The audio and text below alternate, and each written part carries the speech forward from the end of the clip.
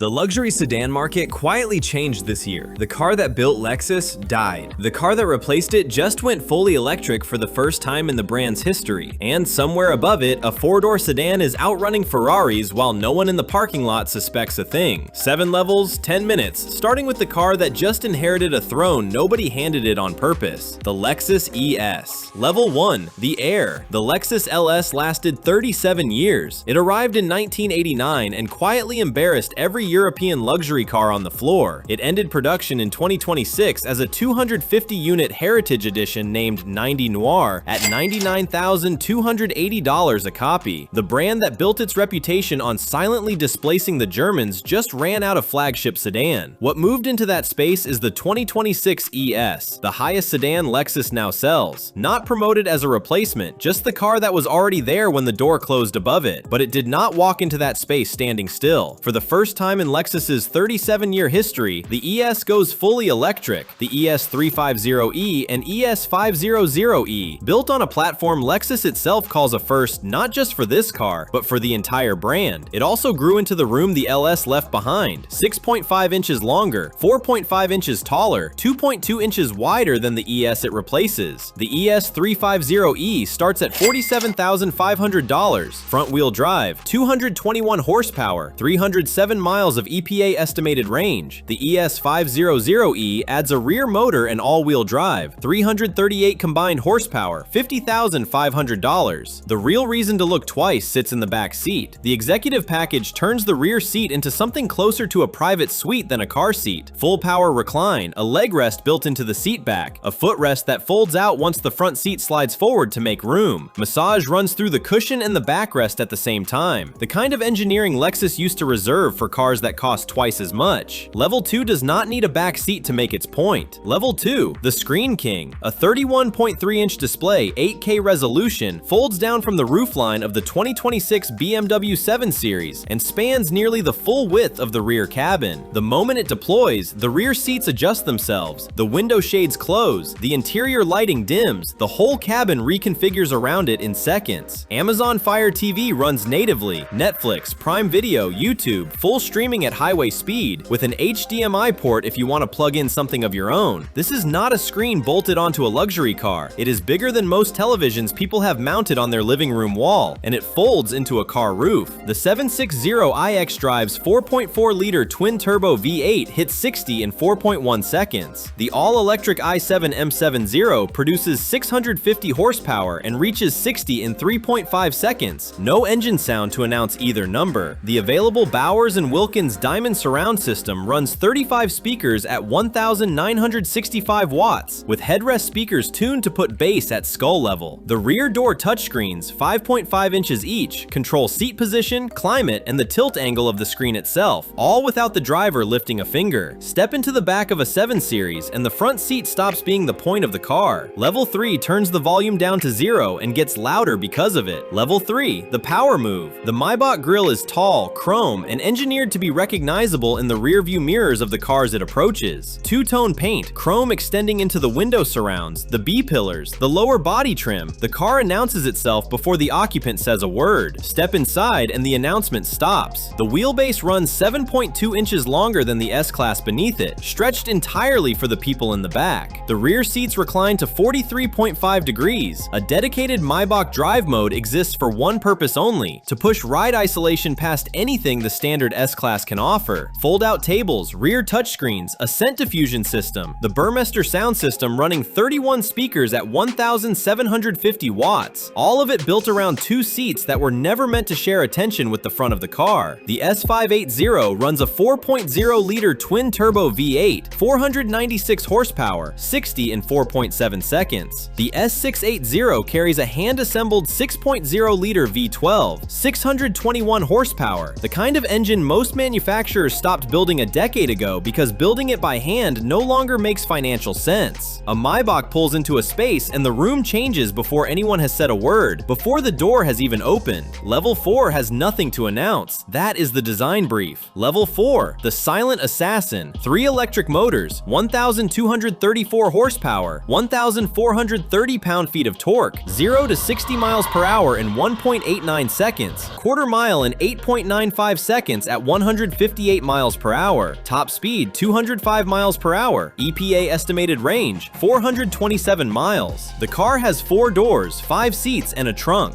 It was built by a company most parking lot attendants cannot name, priced at $249,000 and designed around a single objective: to be faster than whatever is parked beside it while looking as though it has no such intention. A Ferrari SF90 Stradale, one of the fastest road cars Ferrari currently sells, reaches 60 miles per hour in 2.5 seconds. The Air Sapphire does it in 1.89. The Ferrari has a mid-mounted V8 hybrid with a racing lineage that stretches back decades. The Lucid has a trunk and 5 seats. Here is the number every other car on this list does not want placed next to its own: 1,234. The Maybach S680 produces 621 horsepower. The Phantom produces 563. The Air Sapphire produces 1,234 in a 4-door sedan at $249,000. That gap used to be the most expensive thing money could buy. A company most valets cannot name just closed it for less than half of what the Ferrari asked, and every car left on this list already knows it cannot win that argument back. The person stepping out of an Air Sapphire at a valet looks like they made an unconventional choice in the luxury segment. The person in the Ferrari that just lost from the light paid more than twice as much to finish second. Level 5 was not built to win that argument. It has been making a different one since 1919. Level 5, the Aristocrat. For the first time since 1962, the Flying Spur wears 1 headlamp per side instead of 2. Oval, sharply defined, a straight upper edge, crystalline LED detailing inside the housing. The styling now matches the current Continental GT and ends a design signature that had sat untouched on a Bentley sedan for 64 years. Bentley announced the change on June 2nd, 2026 from Crew. Production begins in September. First deliveries land with customers in the 4th quarter. The timing matters more than it looks. Bentley has already retired the Mulsanne and the W12 engine that once defined the brand. The Flying Spur is now the only sedan carrying Bentley's name in a market that keeps trading sedans for SUVs, and the brand chose this exact moment to touch a detail it had not touched in over 6 decades. The Flying Spur S is the most powerful version this nameplate has ever built. 671 horsepower from a plug-in hybrid V8, 0 to 62 in 3.7 seconds, top speed 191 miles per hour. The Performance Active chassis runs twin-valve dampers, active all-wheel drive, torque vectoring, a 48-volt active anti-roll system, and an electronic limited slip differential on the rear axle, a first for this car. 5 seat styles are available, each requiring 12 hours of hand craftsmanship from Bentley's upholstery specialists in Crew. The name for Mulliner audio system runs 21 speakers, drivers derived from Focal's Grande Utopia floor standing technology. The badge has meant the same thing since 1919. They changed a headlamp after 64 years, and the market noticed precisely because nothing else had moved. Level 6 built 2 cars this week. Level 6, the American Unicorn. No more than 2 Celestics leave the GM Global Technical Center in Warren, Michigan per week, somewhere between 100 and 150 units a year. It is the first car built on that site since the facility opened in 1956. Each one is commissioned through a one-on-one session with a dedicated Cadillac design concierge. Over 350,000 possible configurations. No 2 units that have ever left the building identical. The dashboard is a single pillar-to-pillar LED display measuring 55 inches diagonally. The 38-speaker AKG Studio reference system runs Dolby Atmos. The 4-quadrant Skyglass roof lets each of the 4 occupants independently adjust their section from fully transparent to fully opaque without affecting any adjacent panel. Components throughout the car are 3D printed from metal for shapes a stamping press could never make. The 2026 Celestiq starts in the low $400,000 range, placing it above the entry price of a standard Rolls-Royce Ghost. Cadillac spent decades trying to convince the European luxury houses it belonged at the same table. The Seville never closed the gap. The DeVille never closed the gap. Everyone knew, including Cadillac. Then GM handed a 70-year-old building its first new car, gave it a $400,000 starting price, and built the argument into a 55-inch dashboard, a roof that negotiates independently with each passenger, and parts no machine in Detroit had made before this car needed them. Level 7 decides whether to accept the claim. Level 7, the final word. The The 2026 Rolls-Royce Phantom starts at approximately $460,000. The Phantom Centenary Private Collection, marking 100 years of the nameplate, was limited to 25 units, each one closer to $3 million than to the car it was built on. Everyone carried an 18-karat gold hood ornament, hand-woven cabin materials, a two-tone body. All 25 were sold before the price ever needed defending. This is not exceptional behavior for a special edition. This is standard practice. Each Phantom is built to order at the Goodwood factory in England by hand. The gallery dashboard sits behind a full-width glass panel. Buyers commission original artwork or decorative installations to be placed inside it, visible through the glass, permanent. No two gallery panels in the world are the same. The Starlight headliner uses embedded fiber optic strands to recreate a specific night sky, often the one the owner named. Lamb's wool floor mats and an 18-speaker bespoke audio system are standard equipment, not options. The Phantom is not the fastest car on this list, and it stopped needing to be before the conversation started. You are not buying a car. You are petitioning a house that has been doing this since 1925. The market changed this year. The Phantom just let it happen.